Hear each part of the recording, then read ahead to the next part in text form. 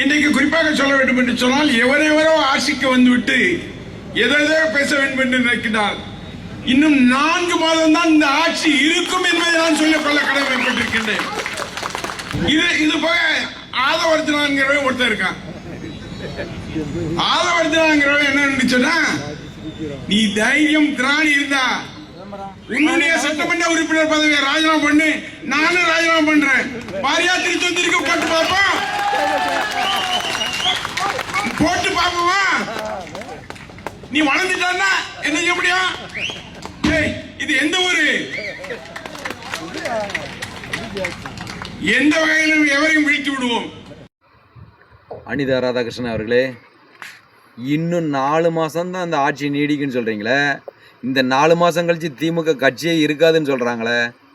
அதே நீங்கள் ஆதவர்ஜனாவை ராஜினாமா பண்ணிட்டு திருச்செந்தூருக்கு வாங்கன்னு கூப்பிட்றீங்களே, நீங்கள் விளாத்திகுளம் தொகுதிக்கு ராஜினாமா பண்ணிட்டு விளாத்திகுளம் தொகுதிக்கு வர தயாரா? விளாத்திகுளத்தில் போட்டியிடலாமா? நீங்கள் வெற்றி பெற்றிருவீங்களா? உங்களுக்கு விளாத்திகுளம் வாங்க, நீங்கள் உங்களுக்கு தோல்வி உறுதி.